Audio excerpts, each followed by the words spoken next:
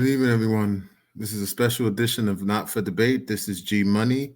I just want to give a certain, talk about something that I've been mentioning in our chat backstage about what I call the downfall of James Harden.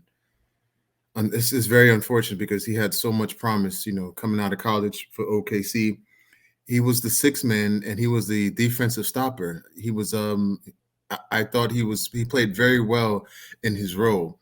And it's okay if you want to step outside and do your own thing and be your own man. It's okay. And that's fine, but you have to be prepared mentally for that. So when he got traded from the Thunder and went to the Rock, got traded and picked up from the Rockets, that was his time to shine. The first year, it was just the first year. They didn't win. They lost in the first round. But you can see the growth. So the second year, they got past the Clippers.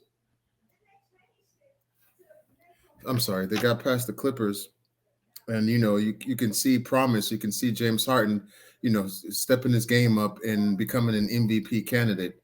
And 2015 was his breakout year. That was the breakout year, and that was the year that you can see the potential. I like people were starting to say that he has the potential to be better than Kobe, be better than Wade, and you can see it. Like his game was just amazing. Like the offensive talent, like he just could shake on anybody and go left and go right and step back three. Like, but what started to happen is the more he started to score, the less he started to play defense, and every year his defensive numbers just went down and down.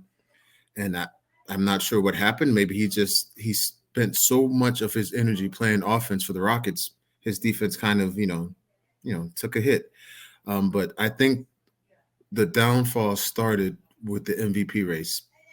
The 2016-17 season, Russell Westbrook just had a phenomenal year. That's the first time somebody ever had a triple double in about 60 years. So it was a special season. So you can understand why the voters would give him, the MVP over James Harden.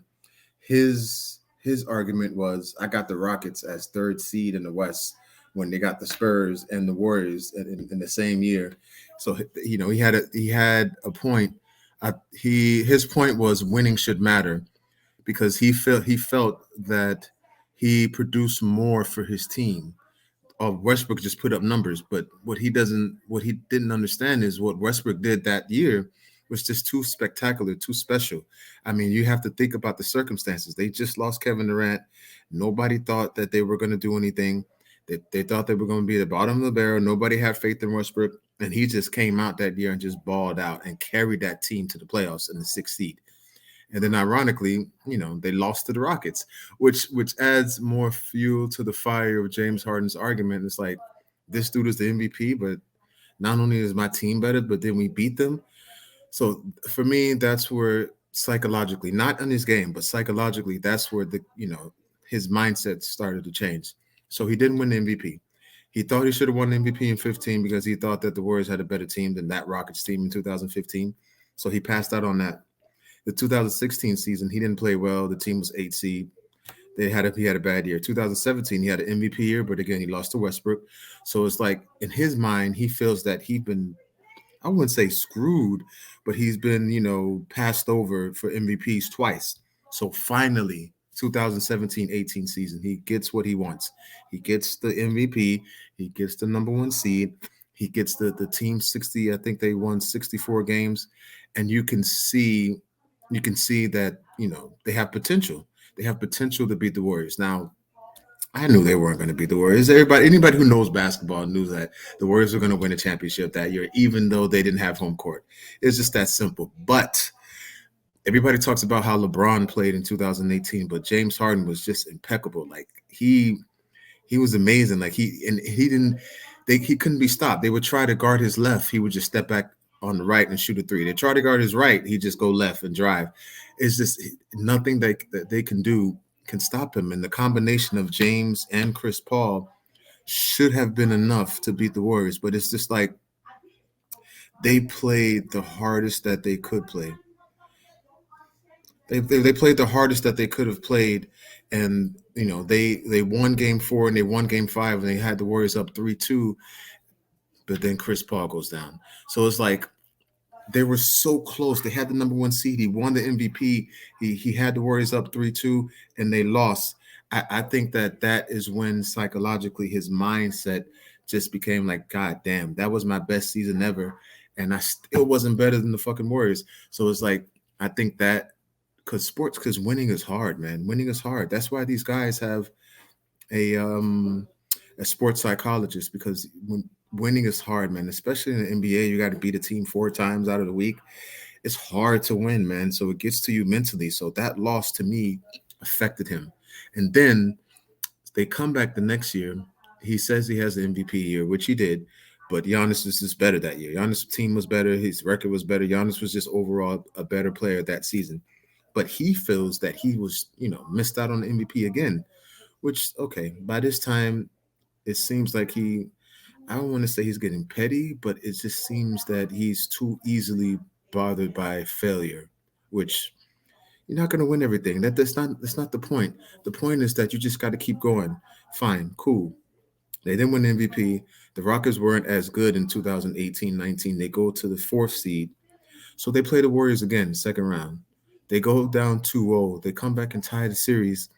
Then Kevin Durant goes down in game 4. So if you on the Rockets, all you got to beat is Steph, Clay, and Draymond, because KD is what people think is the whole team. And you think that this is your chance. And this is your chance. Chris Paul is healthy. KD's down. This is a chance to attack the Warriors. This is the chance. And they still lose without KD. So it's just like, man, it's like I just can't. It's just something about losing to the same person year after year. Like this man lost to the Warriors in 15. He lost to them in 16. He lost to them in 18, and lost to them again in 19. And 19 was without Kevin Durant. So psychologically, that's like losing sucks in any aspect in life, but especially sports, especially when you put your all into it, and the other team has a real bad injury, and this is your chance to take over, and you just can't do it still. So I feel that was the start of the downfall mentally for James Harden. That was the start of the downfall. His game started to change. He was not great defensively, but it got worse as time continued. It got worse. Um, and 2020. I mean, you didn't expect the Rockets to go anywhere. They got Westbrook, and that was good. But it's just something about James. That dribble action, that type of offense that the isolation, that type of offense doesn't work. It's not. This is not the '90s anymore. You just can't have one guy scoring and doing everything, and he's just passing the ball when he can. Like they needed more of a spread offense. The triangle would have been perfect for James Harden, because he could have came off the angles. It would have been beautiful, but that isolation thing just doesn't work, and it's just like he lost to the Warriors twice. Meaning back to back. He lost to the Lakers and LeBron, and it's just like, when is it going to be done? And I think the following season, last season, 2020-21, he came in to training camp overweight and fat, because it's just something that's getting to him. I think he's tired of losing. He's tired of being frustrated. He's tired. So when he gets to Brooklyn, he's thinking, okay, I got my boy KD. They pretty tight. They were teammates for 3 years. You would think that it would work out. Kyrie Irving is somebody that you have to be a strong person to deal with Kyrie Irving, because that dude is not an easy person to deal with. And on top of that, he's a fierce competitor. And there were stories about him going at James Harden during practice, calling him weak and calling him soft. And that was one of the reasons why he didn't want to be there. He was unhappy with Kyrie Irving's 50%. He's not there. He's there. So I just feel that, at first on Facebook, I said he was soft. And he probably has some stuff he has to work out, but it's just tough, man. It's just tough to win in the league. Like, it's tough to be great. It's tough to be relevant. You're getting older. These, just like I mentioned, previously in previous shows, these boys from that generation, they're getting older now, so they don't have as many chances to win a championship as the young people coming up.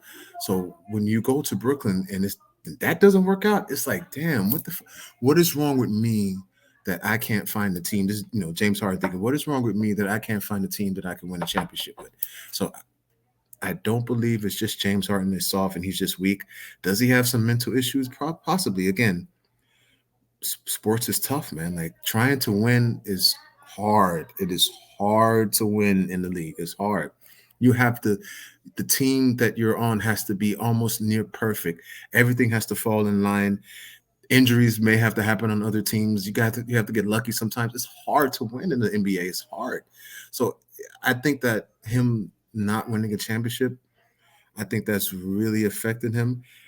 So as far as the trade, looking at the Ben Simmons side, just looking at the basketball side, not the because I've already mentioned, how he has to be mentally strong. I'm not going to bring that up, but just looking at the basketball side, I think they needed someone who can orchestrate the offense. Not that James couldn't. The thing is, James sometimes he doesn't put his all into the game. Like he's like for lack of a better word, half-assed, lazy. So I think that Ben Simmons is a better orchestrator of the game. He's a better passer. Obviously a better defender. Obviously, he's not a better shooter or a better scorer as James, but I think for some reason we'll be surprised. I think we'll be surprised because if you watch this guy in the off season and practice, he's out there wetting jump shots. So yeah, I think Brooklyn obviously won the trade. They obviously won the trade. Patty Mills and Seth Curry are pretty much the same. It's just that Patty Mills is older and Steph Curry's still young. So Brooklyn definitely won the trade. As crazy as it sounds and as weak-minded as I thought Ben Simmons was, Brooklyn clearly won the trade. They clearly won the trade, clearly. Because all you have two scorers and the guy in the middle that's just passing the ball. It's beautiful. It'd be beautiful offense. It'd be great. As far as the 76ers, I think that my thing is can Doc Rivers get James Harden to play with effort? I think that's one of the issues. He doesn't play with much effort.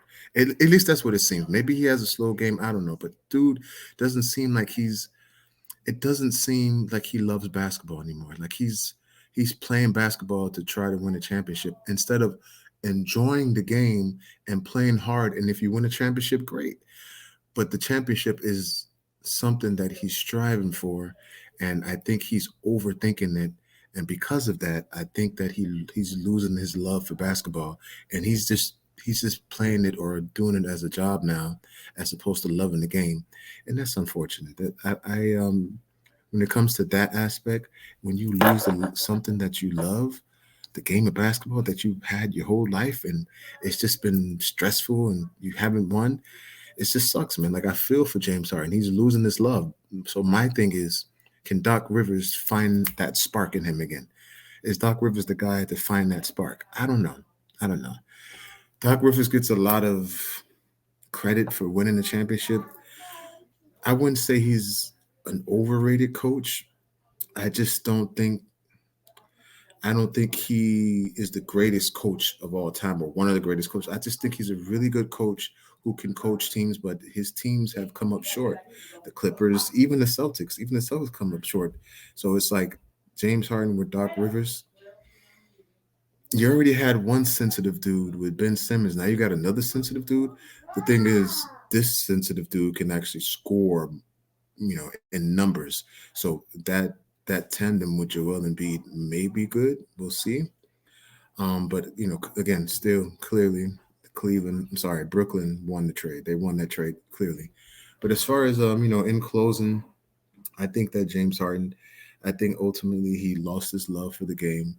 I think that losing to the Warriors twice back to back, even the second one, losing to the Warriors the second time without KD, psychologically they may have messed them up. They may have really, really took a lot of love out for the game, a lot of passion that he may used to have. And I hope, because at the end of the day, I know I called him soft on Facebook, and maybe that was harsh, maybe that wasn't. But at the end of the day, I want these dudes and these brothers to be happy, man. Like I want him to be happy. I hope that he finds his basketball happiness again, and he learns to love the game again, and hopefully, for his sake, he can win a championship. If he doesn't, he'll still be one of the best players, one of the best offense players I've seen. But just to close it out, I know there were some people suggesting that he's better than D Wade. He ain't better than D Wade. Stop it. I don't want to hear that.